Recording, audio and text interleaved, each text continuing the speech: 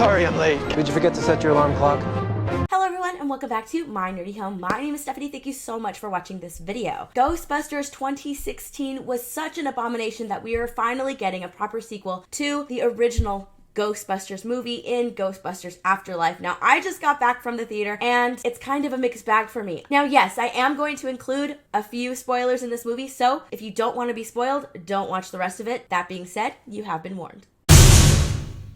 My initial hesitation with this movie had everything to do with the fact that we are going to be watching a story about kids. But I did go in with an open mind, and while this movie is a mixed bag, there are some good things and there are some bad things. Let's start with the good things. The good things in this movie are very much apparent when you watch them. The fact that they honored the original Ghostbusters, and especially Harold Ramis and the character of Egon, is very much apparent in this movie. He is very much involved in the entirety of this movie, with the last, I don't know, like maybe 20-30 minutes really hitting you where you want it to. You're going to leave the theater smiling, maybe with a tear in your eye. So I really enjoyed that aspect of the movie. There are a lot of Easter eggs sprinkled in throughout this movie. I thought the story of this farmhouse, the story behind the actual farmhouse and why Egon was out here, was told really well. I thought that story was incredibly interesting, and I think that it might have worked a little better had the cast been a little different. All right, so let's get to the things that I didn't like. Again, I was very worried going into this movie with a bunch of child actors playing the part of Ghostbusters, and that is very much a big part of this movie. Yes, there are kids in this movie testing out proton packs, fighting ghosts, capturing ghosts throughout this movie, and that's just something that doesn't sit well with me. I don't believe for a minute that this tiny person would be able to lift, hold, and be able to run in a proton pack when in the original Ghostbusters they actually have to help each other put them on because they're just that heavy. I didn't really like that. It wasn't realistic to me. It kind of took me out of the movie because I know that these things are incredibly heavy. The fact that the main character, the little girl in the movie, she's pretty much good at everything and they kind of rely on her for everything. She's an electrician, she's a locksmith, she's a seismologist, she's a Ghostbuster, and that again is something that I kind of didn't like. She has to be not good at something, right? No, she's good at everything in this movie, and it really did take me out of this movie. And she's kind of teaching people lessons and showing people that, you know, they're wrong in thinking the way that they do. So I don't know, I think that like the fact that this is Egon's family, it's a really nice idea, right? They're honoring Egon, and in this way they can have him kind of sprinkled in throughout the entire movie. Just do it differently and age her up a little bit. I mean, she could still be there. The family aspect could still be done just a little differently. The fact that like the New York ghosts and Ghostbusters are legends. In fact, it's a line in the movie that, yes, I know the Manhattan ghost legend. It's turned into an urban legend. People don't really believe that it happened. Really? This is turned into a legend? People don't believe this? It happened in the 80s and now it's kind of like an urban legend? To me, that just didn't sit well. In the original movie, when the four Ghostbusters confront Gozer, it's a serious moment because they're dealing with a very serious situation. Yes, there are some jokes thrown in there, but it still does not overshadow the fact that this is a very intense and serious situation. Whereas with this, when Gozer is originally confronted, she's only confronted by the little girl, and it doesn't work at all. The little girl has like this thing going throughout the movie where she's trying to tell jokes, and the jokes aren't funny, but they're, I guess, intentionally not supposed to be funny because she's not supposed to be a funny character. And she tells like 4 of them to Gozer, and it doesn't hit. It doesn't land. And that's like the bulk of the movie. The bulk of the movie is like a bunch of jokes that just don't land. It just says something about like the pacing of this movie. I mean, the story is all right. Like I said, it could have been done better. It could have been done a different way. But whenever you get bored with the story, you see like some memorabilia, something from the Ghostbusters that gets thrown in there. So it kind of wakes you up a little bit. And then it's a little more boring.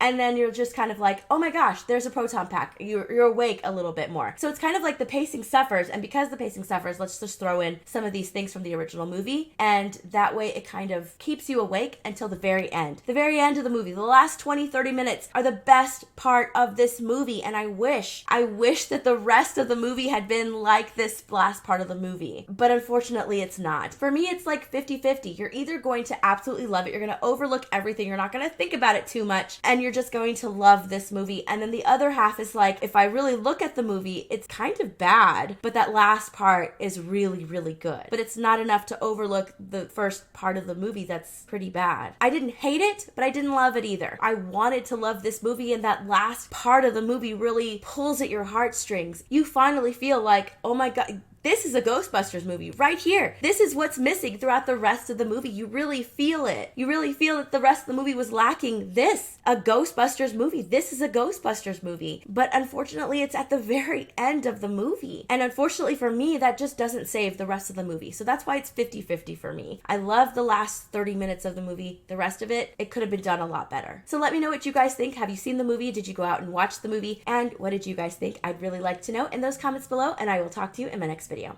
Bye, everyone.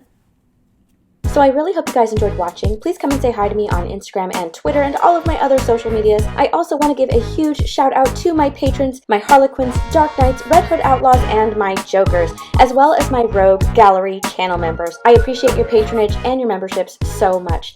If you're new to my channel, I hope you'll consider subscribing and let me know in those comments down below what kind of videos you'd like to see in the future. Okay, I'll see you guys next time. Bye, everyone.